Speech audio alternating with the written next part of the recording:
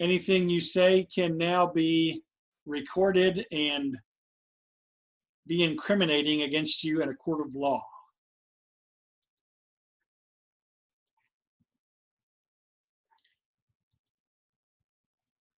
So for your viewing pleasure, here are the slides. Let me see what percentage I have them on. A little bit too big. We'll do 117 today. And we're beginning the second key section in chapter 15, the government as protector of the environment.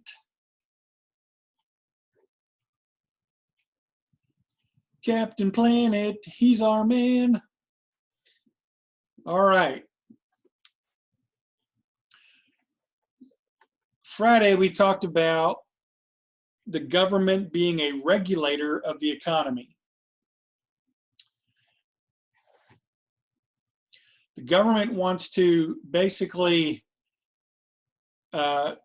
we have a mixed economy, remember, in which, for the most part, businesses are free to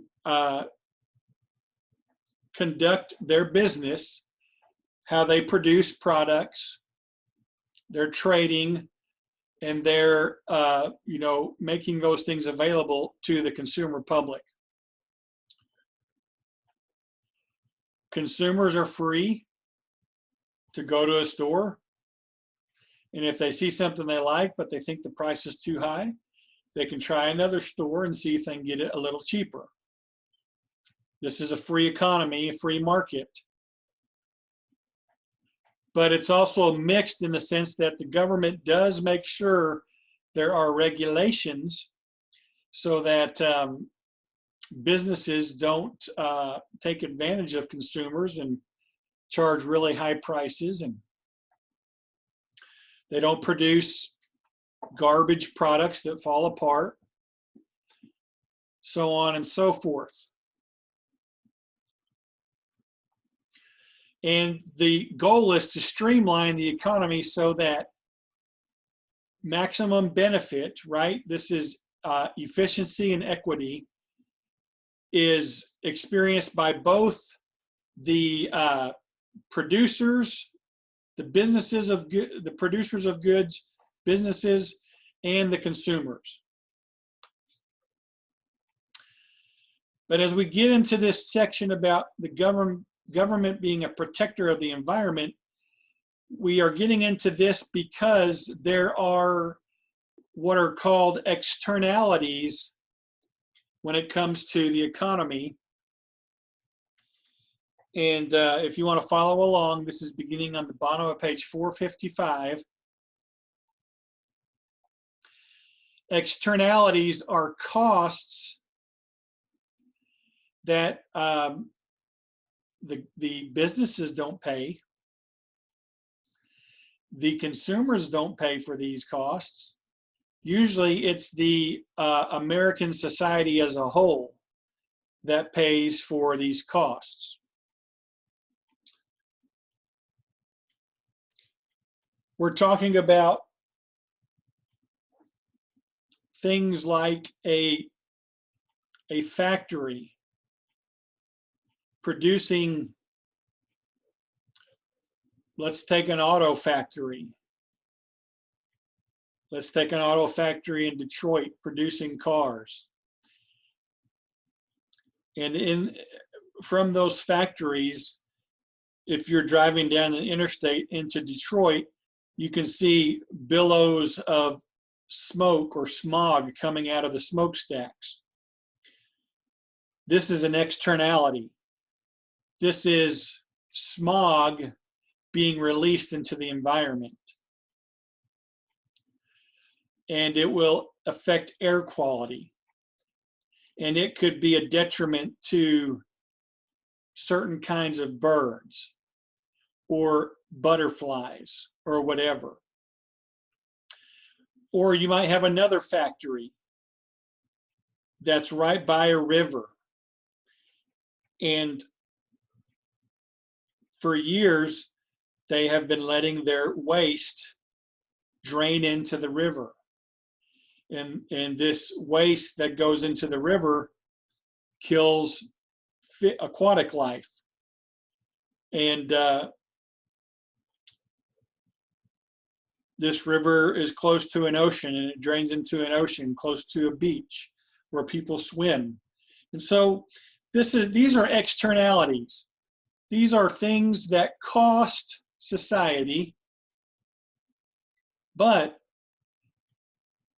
it doesn't financially cost the factories and the businesses who are producing this pollution or waste. And it shouldn't cost consumers unless we're talking about something like still driving a 1965 car that takes highly leaded gas and doesn't have a catalytic converter and all of the modern mechanical technology to reduce emissions, and it's still kicking out exhaust that is hard to breathe in. So who's going to pay for these costs, these externalities? Well, this is where the government steps in, and not only are they a regulator, they are a protector. They are a protector of our environment so that it will benefit society, it will benefit the economy, as well as benefit ecology.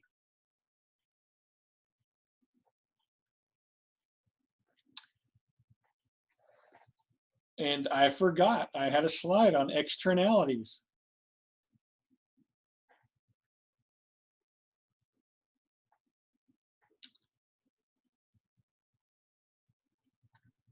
That'll be there for you to consult when these slides are posted in the class homeroom.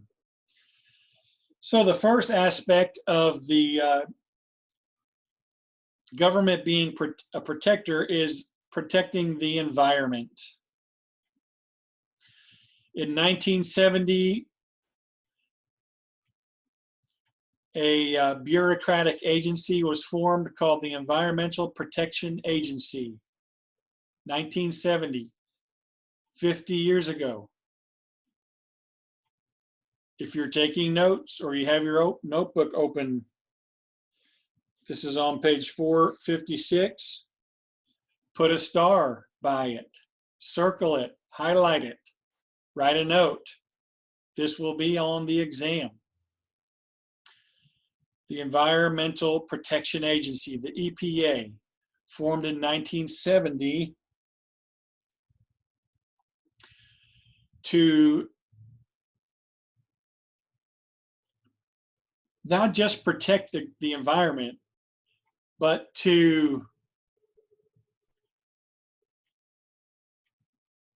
I don't want to use the word encourage, but this would be the best word, because they put in policies that if businesses didn't follow them, there were fines. Maybe motivate is the better word than encourage. So not only are they protecting the environment, but they are putting regulations in. They are putting rules in for businesses to follow. And if they're not followed, there are penalties. And this is to motivate the businesses.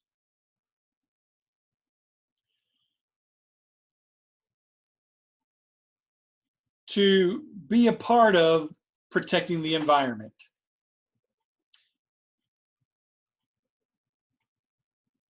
Now, why do you think when this came out in 1970 and for the first few years, businesses didn't like it?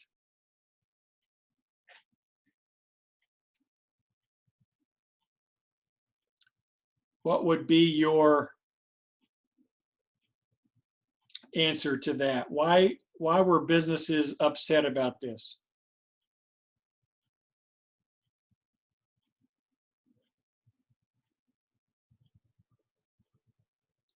Hello, McFly. Anybody there?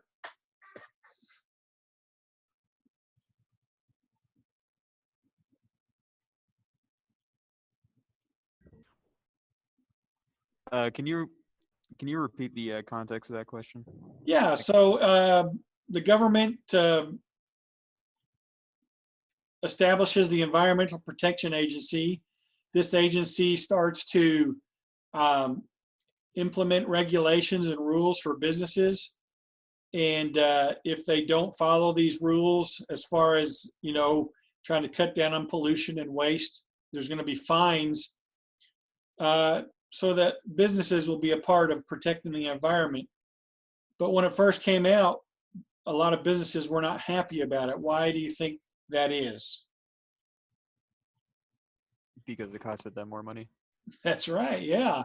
It ate into their profits.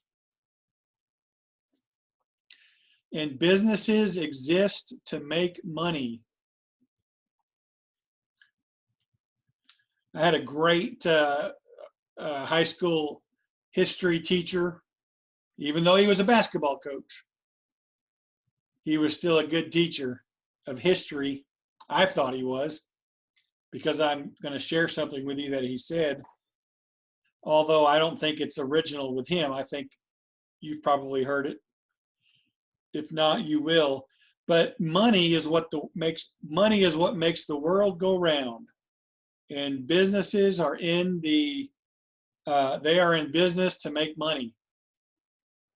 Now the government's putting these regulations on them, and so they've got to take some of their profits, and they got to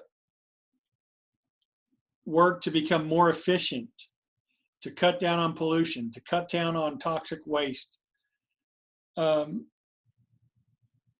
eventually, make sure I'm not getting ahead of myself here.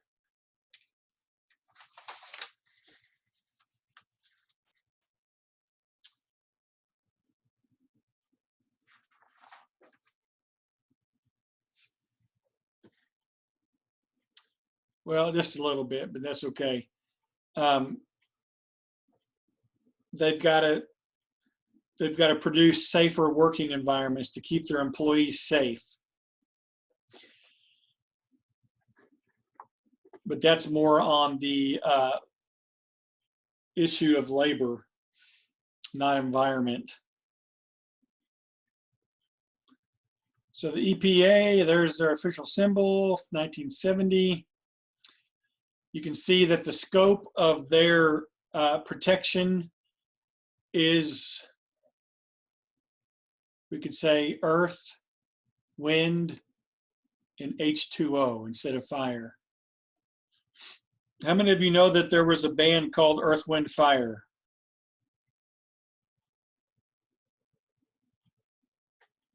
They may still be around too, I don't know. But anyway, Environmental Protection Agency wanted to protect the earth and the wind, but not fire, but water, land, water, and air.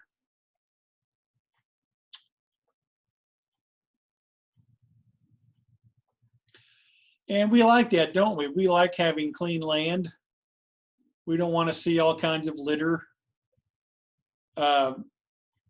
spotting our landscape. We like to see good, clean water.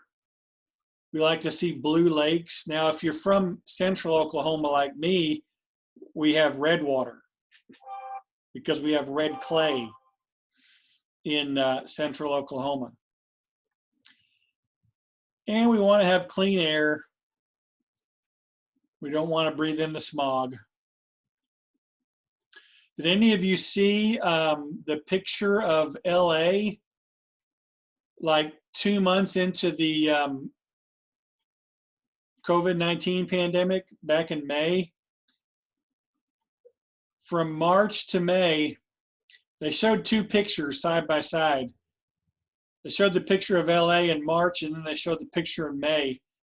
And you got to think that millions of people had not been driving like they were in LA. And the smog was pretty much gone by May. So It was a very good visual illustration of why we have the EPA and why they work to, in this case, improve the function of a car engine so that it produces less exhaust with less, carbon emissions that would cause smog. Okay, here's some methods on how they control soil pollution. That's all for you to consult yourself. Soil conservation, protecting our water resources. At one time, I believe they used lead pipes to pipe water into homes. Now they don't use lead anymore. PVC pipes and other kind of pipes to keep water clean.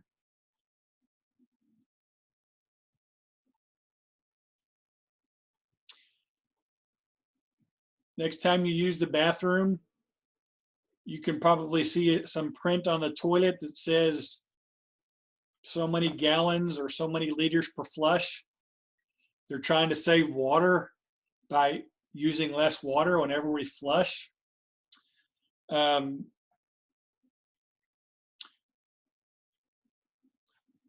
Reduce, reuse, recycle.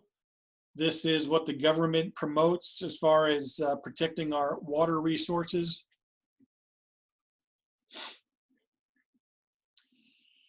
Then there's a lot of air regulations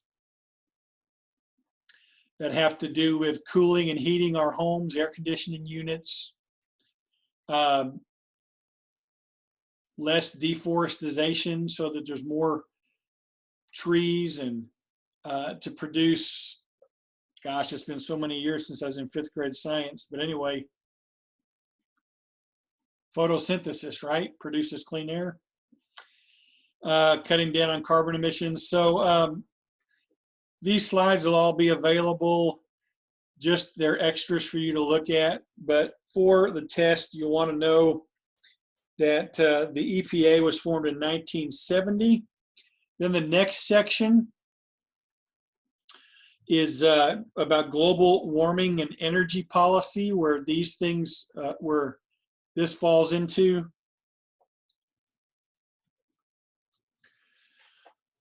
In order to cut down on global warming, we're trying to cut down on the usage of carbon-based fuels like coal and oil.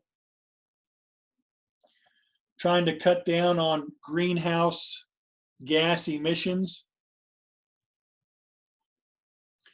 And you all probably know that global warming is a hotly debated topic within our government and within our own culture. And our textbook points out the different viewpoints that those who, I don't know if they mention the extremists like Greta Thunberg, the young lady from Finland or wherever, AOC in our government, Alexandria Ocasio-Cortez. These are people who say because of global warming,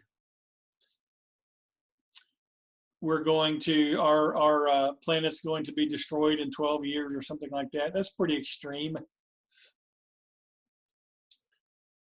But then on the other extreme, you have those climate change deniers who say there is no climate change. And one thing I have found out in life is that usually the truth lies close to the middle of two extremes. I believe that climate change is real.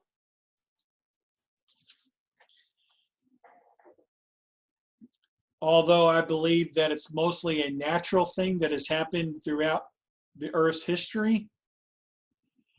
But I do believe that human beings are contributing to it more because of the simple fact that we have more people on the planet, more people driving cars, more people working in factories. Where with more people on the planet, we have more people producing waste and garbage. So it's just natural that with more people and more of these things, we are contributing to climate change. But I wouldn't go to the one extreme or the other. Again, it's somewhere in the middle. And we suffer from not having a good, strong policy on this because there's so much differences. There's no comprehensive policy, which our textbook points out at the top of page 458. So make sure you read that section because you'll want to know about global warming on the test.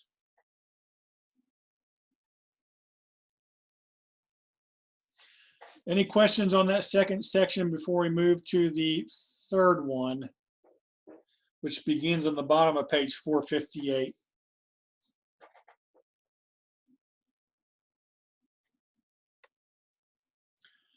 Okay, so the government's a regulator of the economy. The government is a protector of the environment. Our third section is about the government being a promoter of business or economic interests. So our government is just not for protecting the environment and not just for stimulating the economy, but they also want to promote businesses. They want to support businesses and help them. And they do this primarily by, well, our textbook says promoter of economic interests, and the first way is to be a promoter of business.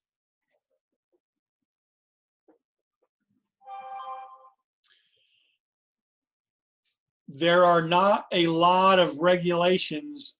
Now, when we talk about this, we're talking about regulations on how businesses conduct themselves when it comes to their business.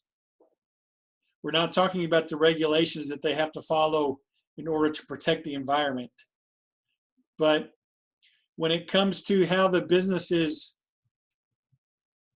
run their business so that they produce goods or they provide a service, the government lacks regulations on that more than the environmental side.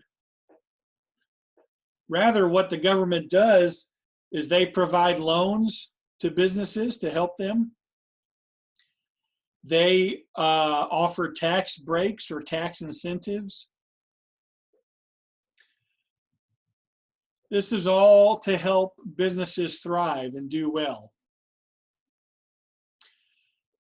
But probably the most important contribution that a government does to promote business is they fund state colleges, which state colleges then function to train young people, right? People go to college to become an engineer, or they go to college to become a nurse, or they go to college to become a businessman, businesswoman. Go to college to become a doctor or a veterinarian. Go to college to become a broadcast, be in broadcast communications, whatever it might be. The government, now again, these are state colleges, not private colleges. The government pumps money into these institutions. And so these institutions are able to function and provide teaching and training. And then when those young people graduate, they go into the society and they go into the workforce and they contribute.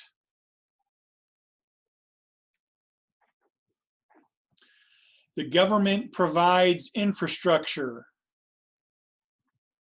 That is, they provide roads. They provide highways and interstates. A lot of businesses depend upon semi-trucks, tractor trailers to haul their goods around. The government provides railroads. Businesses use those railroads to ship items. And then the government puts money into freighting companies that, those big barges take goods down rivers. We have a very important navigational system in Oklahoma, the Kerr-McLennan navigational system. I guess this happened a few years before you guys were born, but one of those barges hit a support pillar of a bridge over I-40 near Weber's Fall, and the bridge fell in. And I think 14 people died. But that's the Kerr-McLennan navigational system, a very deep river that is used to ship supplies. Then, of course, they go across the ocean, so on and so forth. So the government puts money into these things, and this is the biggest way that they promote business, because they train people in colleges, they help businesses ship their goods, and this is the biggest way that they contribute to business economic interests. On page 460, you will see that the government promotes labor. So they promote business and then they promote labor. When we're talking about labor, we're talking about the people who work for the businesses, the workforce, the labor force. Now, before Teddy, our man Teddy, in the early 1900s, the government usually sided with big business. But when Teddy came along, Teddy was known as a trust buster. He was busting up these huge, rich trusts that were owned by just a few people, and they weren't taking good care of their workers. And these few people were getting filthy rich, and they started having government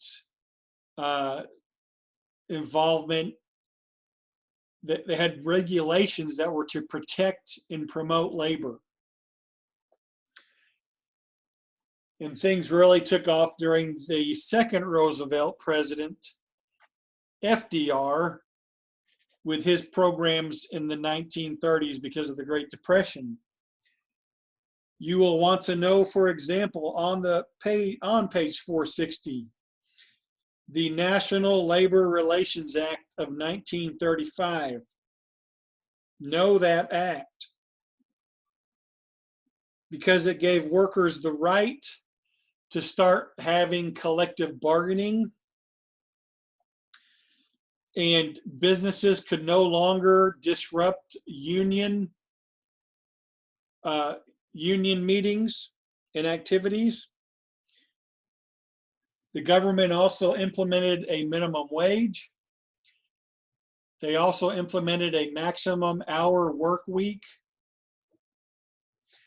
They started to supply, for those who lost their jobs, unemployment benefits. And they started, this is what I alluded to earlier, they started to require businesses to have safe working conditions. And they came up with policies that said you could not discriminate in your hiring process.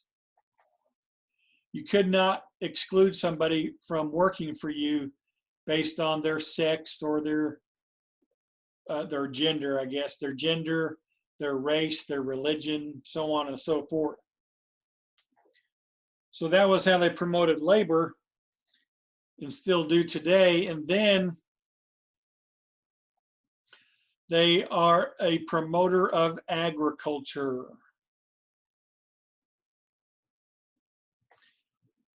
The government subsidizes farmers so that 1/5 of agricultural income comes from the federal government.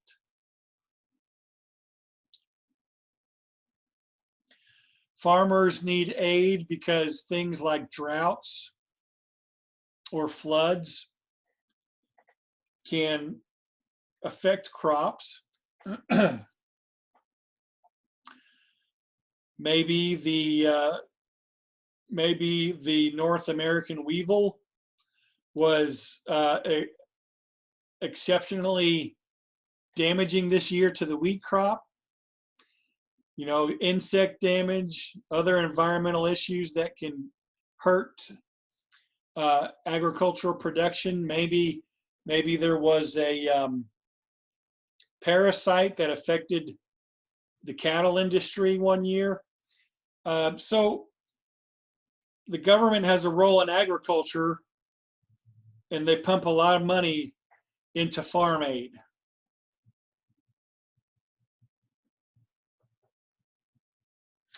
Any questions on that section? We're going to have to finish up the chapter on Wednesday. Now, on that last section, I want you to know for the exam the 3 ways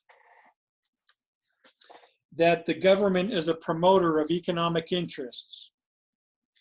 And they are the 3 sections. They are the 3 subsections within that big section.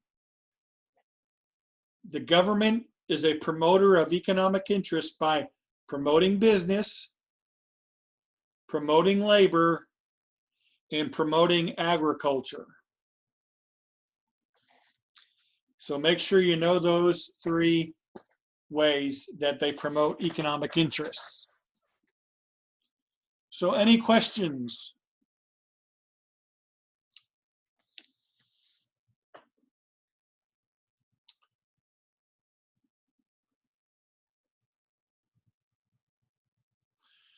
All right, so I'm going to give you a few minutes. If you got a few minutes before your next class, let me encourage you, if you haven't done that evaluation yet, it should be in your email. And let me encourage you to do that. It won't take very long. And again, that'll help Carl Albert so that we can improve and become a more efficient and excellent institution. I'll stick around for a minute or 2 if you want to send a chat, which looks like somebody has. Okay, James, I got that. You're probably already gone. But I'll stick around for a minute or 2 if you have a chat or a question. If you're going, we'll see you on Wednesday.